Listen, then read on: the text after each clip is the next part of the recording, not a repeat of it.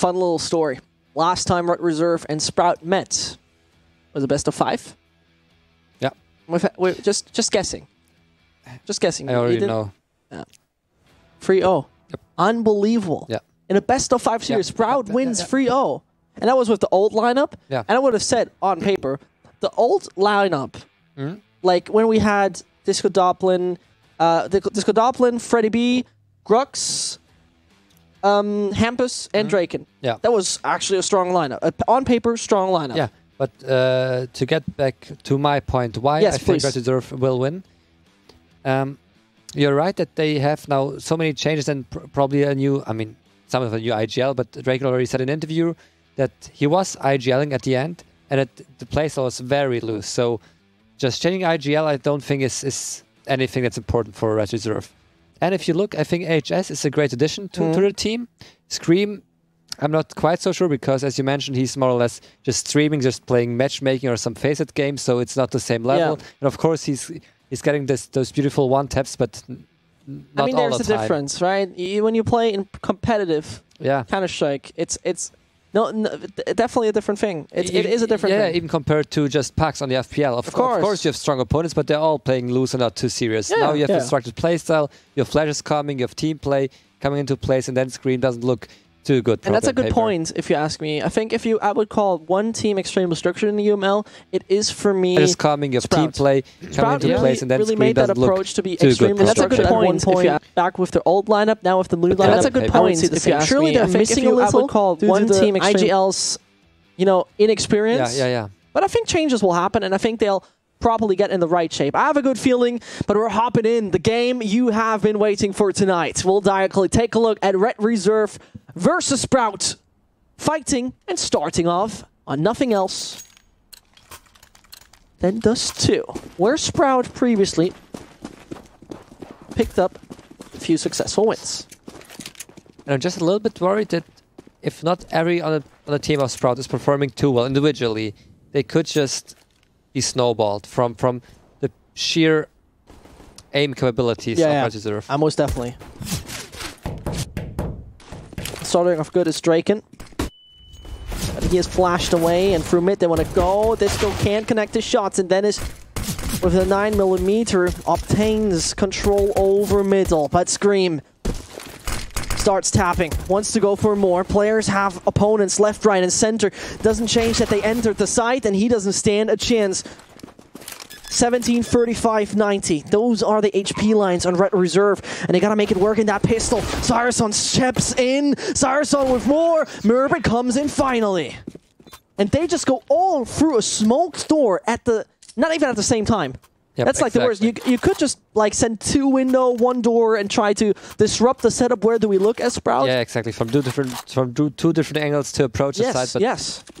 And even not waiting for the third guy to arrive. The first 2 just go through a smoke, and even they didn't go at the same time, like one by one. But at least it's Draken with his scout. It's always the same. Yeah. There was a historic battle, right? If we could put graffitis on the map, there was a historic battle between him and Bulgarians. Yep. And now even Red Reserve, I mean, they are going for a full eco. It's only Draken buying the scout, which makes sense. He knows it's not enough money for an AWP either way next round. He will have enough money for a scout next round. So this round, just doing some damage economically to Sprout, making sure that they don't pick up too many AKs in the next round when we have then Red Reserve buying those M4s. Oh no, it was not even double zoom. The guy was not even double zoomed and does things like that. And Favin maybe overextending a little against those USPSs, and still this Godolphin not connecting the shots according to plan, which right now just leads. I mean, at that point I would have thought, okay, he's middle, maybe I smoke one, and then we're good to go. Perfect throw as Favin, as nobody else than Speedy just went for his basketball moves.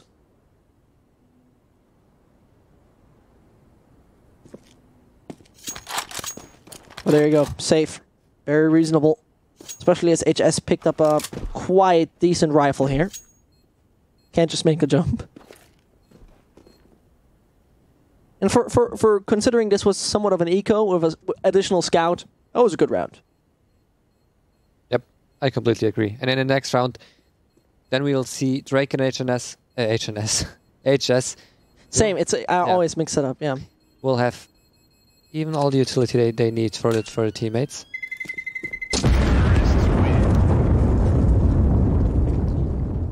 The sort of Sprout will be interesting. I think they will drop 2 or they will buy 2 AKs.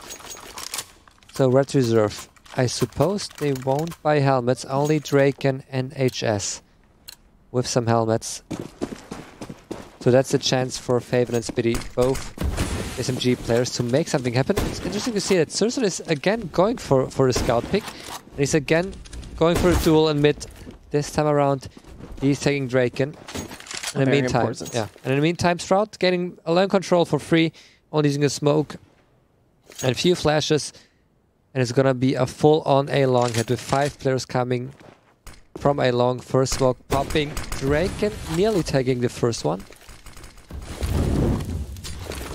So they're trying to defend the A side. Long is pretty much just filled with smokes. Who's going to vanish away first? That is the question. Because they're all coming on the side. HS is fully blind, and now even all the way still doesn't see a single thing. And they just can push on site. What a brilliant execution they just deliver.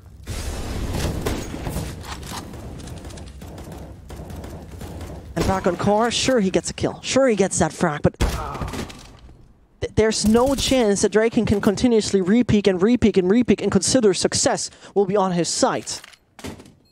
This could Doppler and Scream. Save is the only reasonable option. $3,100 they got in their hands.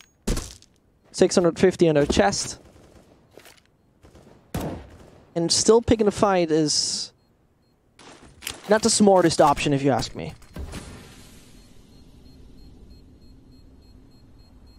And Faven even going on the hunt. I mean, it makes sense to have some money left, especially Faven. He got a good bit of money left.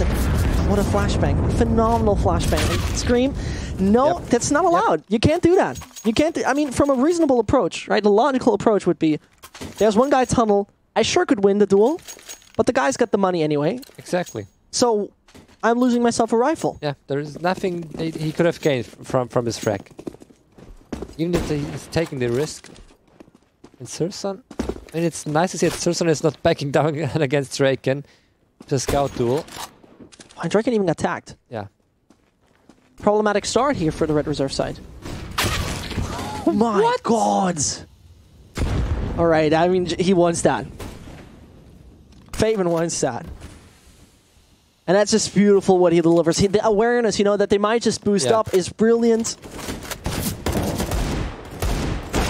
They're trying so hard, but the Deagle can't do a thing. Those rifles can't do a thing. Draken once more.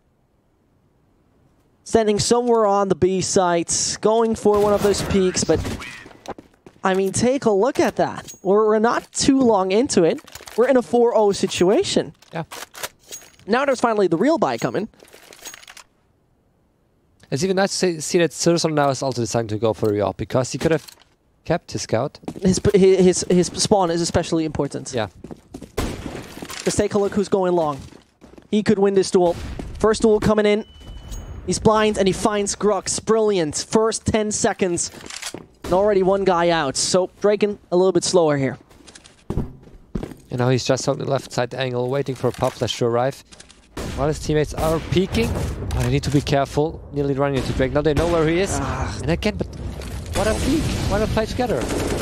Yeah, that's a really good question about it. And right now, you know, you get a lot of attention towards the long side. This is where you can make the decision, do we rather rotate back and consider something different? But this is where you got Faven. You don't, this is where I would say don't aggress towards the off. This is super important as Draken has a high accuracy. He's not really fun to play against in that sense because he finds many, many ways to take you down. But Dennis just knows how to penetrate that glass. Not quite sure how he just did that, but nevertheless, they're just going through. One more player waiting, and that is Scream himself. Taps away the first, but Speedy sent the message. And Disco Doppelin, $200 in a 2 versus 1. He could potentially win this. Speedy escaping the side was not the best move at all. Dennis, though, with the triple. And that triple gets him A 5-0 for his team. Not the op he was able to pick. Doesn't change the fact that Faven is on 16k. Yeah. Or nearly on 16k. Yep. And on the other side, RAJPOOT only going for some pistols. And what a round to lose. But it looked for one moment like it's gonna be the 1v2 coming in for RAJPOOT. Look at the long sec. This could still work out. He could at least find Dennis. And so far, not any real control they have gained. What's going to be very interesting, Sprout, though, with the players that are not facing so much towards any position, not any towards of the more CT side positions, not going aggressive at all. For example, Murbit just waiting in tunnels throughout the entire time, just maintaining control, nothing else. And what gets a little bit risky is HS sneaking slowly and steady over there on short. Though Surson has a super great angle. Find him once he goes that far. Takes a different approach, hopes for any support, sees the head on the left-hand side.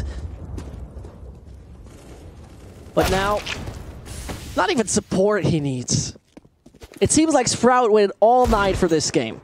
It seemed like Sprout was just, you know, fooling around with Tricked, you know? Yeah. If they keep this pace, this is the relevant part to really put into here. And I mean, until this point, it looks quite dominating from Sprout, but it's the T side. It's RAJPOOT with 2 somewhat of stand-ins, so it's gonna be, well, way harder on the CT side, where you need communication, where you, especially when you're facing an opponent who plays so structuredly with so many support flashes, always going for a straight